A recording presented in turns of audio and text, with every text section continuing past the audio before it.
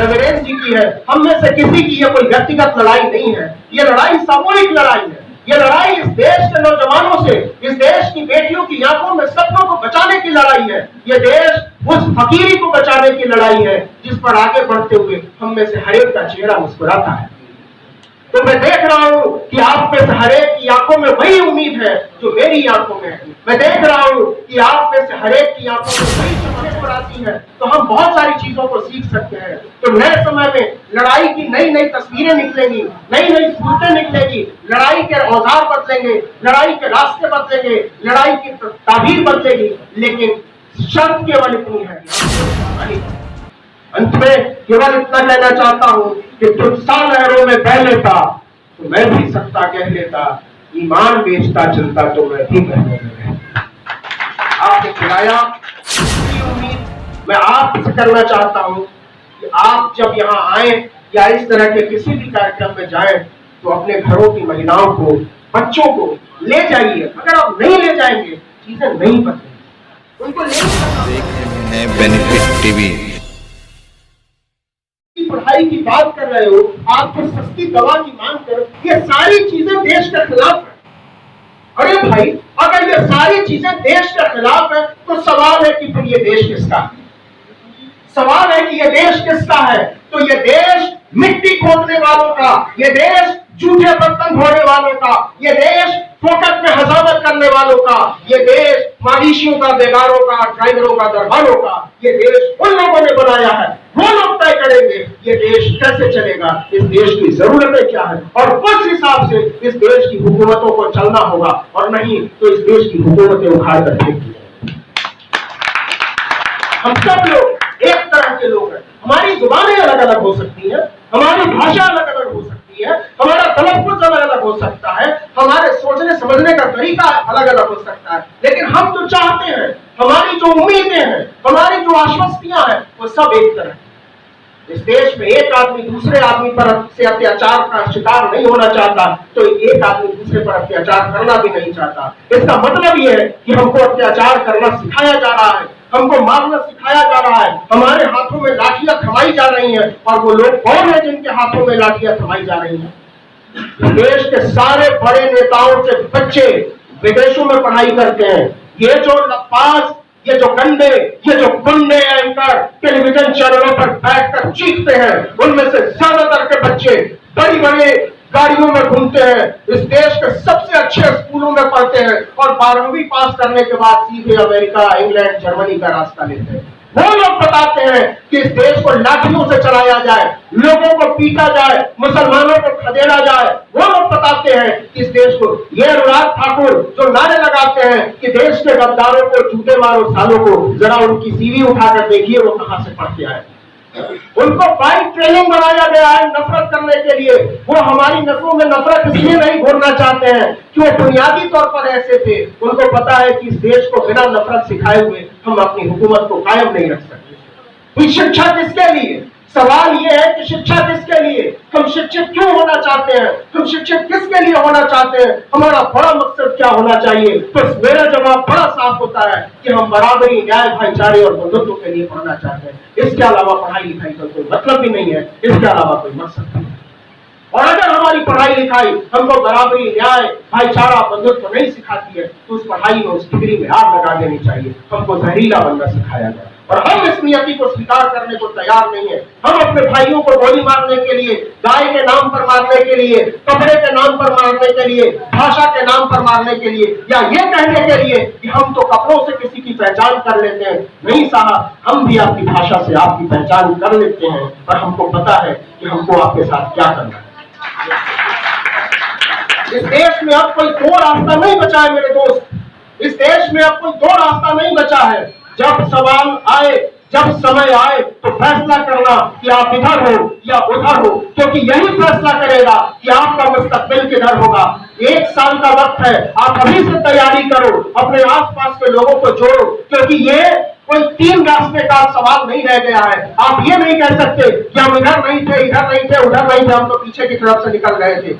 सिर्फ 2 रास्ते इस मुल्क में बचे हैं, या तो आप नफरत के साथ हो और नहीं तो नफरत के खिलाफ हो। अगर आप तीसरे रास्ते की खोज में हैं तो आप अपने आप को ठग रहे हैं। आपका भविष्य खतरे में है, आपके बच्चों का भविष्य खतरे में है, आपके पिता का भविष्य खतरे में है, आपकी अपनी जिंदगी खतरे में है। और हम ये होने नहीं देंगे। हम ये मान कर चल रहे हैं, हम ये ठान कर चल रहे हैं कि जब भी ऐसा मौका आएगा, हम सब लोग क्या कर रहे हैं, ये शंभू अभी आए थे, शंभू चले गए, हम सब लोग बहुत मामूली संसाधनों में काम कर रहे हैं, हम कुछ कुछ रचने की कोशिश कर रहे हैं, हम घर फूंक कर तमाशा देख रहे हैं। ऐसा नहीं है कि आराम की जिंदगी हमने देखी नहीं या आराम की जिंदगी हमको मिल नहीं सकती थी। हमने ये रास्ता चुना है और ये रास्ता इसलिए नहीं चुना है कि इससे हमको कोई बड़ा लाभ लेना था। हमने ये रास्ता इसलिए चुना है कि हमको पता है समाज ने जो हमको दिया है, हम उसको समाज को वापस करेंगे।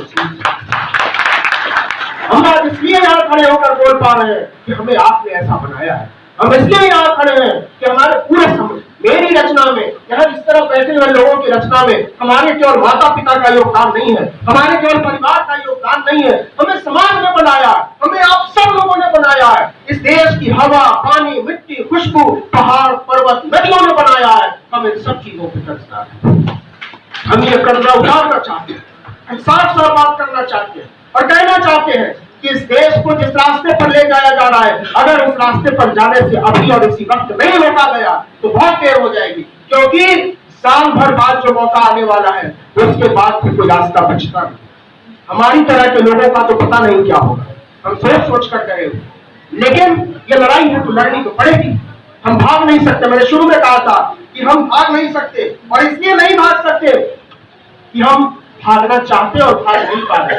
हम इसलिए नहीं भाग सकते क्योंकि हम भागना ही नहीं चाहते। हम यही मारे जाएंगे, हम यही सवाल करेंगे, हम यही रहेंगे। हमको नहीं जाना अमेरिका में जाकर, हमको नहीं जाना इंग्लैंड में जाकर अपनी बात रखने के लिए, हमको यही रहकर अपने लोगों के साथ उसके सुख दुख में शरीक होकर बात करनी है, और ये बात करनी बड़ी जरूरी है। अंत में मैं केवल इतना कहना चाहता हूं कि जिन चीजों को लेकर हम आगे बढ़ रहे हैं वो बड़ी जरूरी चीज है, और अगर हमने नहीं समझा कि हम में से हर एक की अहमियत क्या है, हमारे अस्तित्व की अहमियत क्या है, हमारे उसूलों की अहमियत क्या है, हमारे सिद्धांतों, इस देश में नेताओं की कमी नहीं है मेरे दोस्त, इस देश में राजनीतिक दलों की जरूरत की कमी नहीं है मेरे दोस्त, इस देश में पैसों की कमी नहीं है मेरे दोस्त। अगर इस देश में कमी है किसी चीज की तो वैचारिकता की कमी, इस देश में वैचारिक लोगों की कमी है, सोचने समझने बोलने वालों की कमी है, और उससे भी ज्यादा कमी है उस पर टिके रहने वाले लोगों की। तो आपसे ये बात कह के जा रहा हूं कि आप जो सोच रहे हैं, आप जो करना चाहते हैं, ये लड़ाई अकेले ना हमारी है, ये लड़ाई अकेले न अनिल चमड़िया की है, न अनिल यादव की है, न वीरेंद्र जी की है, हम में से किसी की ये कोई व्यक्तिगत लड़ाई नहीं है। ये लड़ाई सामूहिक लड़ाई है। ये लड़ाई इस देश के नौजवानों से, इस देश की बेटियों की आंखों में सपनों को बचाने की लड़ाई है। ये देश उस फकीरी को बचाने की लड़ाई है जिस पर आगे बढ़ते हुए हम में से हर एक का चेहरा मुस्कुराता है। तो मैं देख रहा हूं कि आप में से हर एक की आंखों में वही उम्मीद है जो मेरी आंखों में है। मैं देख रहा हूं कि आप में से हर एक की आंखों में वही चमक है जो मेरी आंखों में है। हम सब सपना देखने वाले लोग हैं, हम सब उन सपनों की ताबीर चाहते हैं, हम सब उन सपनों की लड़ाई लड़ना चाहते हैं, और हम सब जिद करके बैठे हैं कि जब तक उस सपने की मंजिल पर पहुंच नहीं जाते तब तक हम उस सपने को देखना नहीं छोड़ेंगे, तब तक हम लड़ाई को लड़ना नहीं छोड़ेंगे, तब तक हम फिरना नहीं छोड़ेंगे, और सबसे ज्यादा तब तक हम पढ़ना नहीं छोड़ेंगे। हम तब तक पढ़ेंगे जब तक इस मुल्क को, इस दुनिया को, इंसानियत को, मानवता को, भाईचारे को, न्याय और बंधुत्व की अवधारणा को किसी भी लड़ाई की जरूरत है, किसी भी पढ़ाई की जरूरत है। हम सब खुले दिमाग के लोग हैं, हम विचारों को अपनाने वाले लोग हैं। हम समझते हैं कि जब वक्त बदलता है तो हमें अपने आप को मानना पड़ता है, हमें अपने आप को बदलना पड़ता है, हमें नई चीजों को सीखना पड़ता है। हमारे हाथ में पहले मोबाइल नहीं था, हमारे पास पहले लैंडलाइन जैसी चीजें नहीं थी, लेकिन हमने सीखा है। हम नहीं जानते थे कि चीजें इतनी बदलेंगी, लेकिन हम जब नई टेक्नोलॉजी को लेकर इतने ज्यादा आग्रही नहीं है, हम हमको सीखने को राजी हैं, तो हम हम बहुत सारी चीजों को सीख सकते हैं। तो नए समय में लड़ाई की नई नई तस्वीरें निकलेंगी, नई नई सूरतें निकलेगी, लड़ाई के औजार बदलेंगे, लड़ाई के रास्ते बदलेंगे, लड़ाई की ताबीर बदलेगी। लेकिन शर्त केवल इतनी है कि उस ताबीर और तस्वीर के बीच मेल होना चाहिए। हमको समझ में आना चाहिए कि हम लड़ाई किन लोगों के लिए लड़ रहे हैं और लड़ाई किस लिए लड़ रहे हैं। इसलिए सारी लड़ाइयों का रास्ता एक तरफ जाता है, सारी उम्मीदों का रास्ता एक तरफ जाता है, सारी सोच और समझदारी का रास्ता एक तरफ जाता है, और वो है समानता का रास्ता, वो है संविधान का रास्ता, वो है लोकतंत्र का रास्ता, वो है भाईचारे का रास्ता। हम इस देश के संविधान से, इस देश के लोकतंत्र से, इस देश के भाईचारे से, न्याय और बंधुत्व की अवधारणा से एक रत्ती भी समझौता करने को राजी नहीं है। हम कोई समझौता करने वाले नहीं है। अगर इस देश में ताकतवर से ताकतवर आदमी को, इस देश की ताकतवर से ताकतवर संस्था को, इस देश की ताकतवर से ताकतवर पार्टी को यह लगता है कि वो इस देश में संविधान को बदलकर इस देश में रह जाएंगे, तो आप लिख लीजिए यहां से कि आपको इस देश के इतिहास से जाना होगा। आपको इस देश के इतिहास से जाना होगा, आपको इस देश के इतिहास से मिटाया जाएगा, और इसलिए मिटाया जाएगा क्योंकि आपने न्याय, भाईचारे और बंधुत्व की अवधारणा से समझौता किया था। आपकी आंखों में बेईमानी थी। अंत में केवल इतना कहना चाहता हूं कि तुझसा लहरों में बह लेता तो मैं भी सत्ता कह लेता, ईमान बेचता चलता तो मैं भी बहने में। आपने खिलाया, सुना, और उससे ज्यादा आपने जो मान दिया, जो प्यार दिया, वो शब्दों में बयान नहीं किया जा सकता। दो चीजें चलते हुए मैं जोड़ देना चाहता हूं। एक तो यह कि बहुत शुभकामनाएं, और उससे पहले एक बार फिर से Canara bank SC/ST welfare association को कि आपने इस आयोजन को लगातार बरकरार रखा है। एक अनुरोध करना चाहता हूं कि अगली दफा जब यह आयोजन करें तो इस तरफ महिलाओं की तादाद ज्यादा हो, ज्यादा ना भी हो तो पुरुषों से कम नहीं हो। ये महसूस हो कि हम ज्योतिबा फुले की जयंती मनाने के लिए इकट्ठे हुए। दूसरी उम्मीद मैं आपसे करना चाहता हूं कि आप जब यहाँ आए या इस तरह के किसी भी कार्यक्रम में जाएं तो अपने घरों की महिलाओं को, बच्चों को ले जाइए। अगर आप नहीं ले जाएंगे चीजें नहीं बदलेंगी, उनको ले ही करना पड़ेगा। आप ये मत सोचिए कि औरतें क्या करेंगी जाकर, आप ले तो आइए। हमसे और आपसे उनका असर ज्यादा है, बदलाव में उनकी भूमिका ज्यादा है। उनको ले आइए, उनको बैठाइए, उनको बहस के लिए तैयार कीजिए।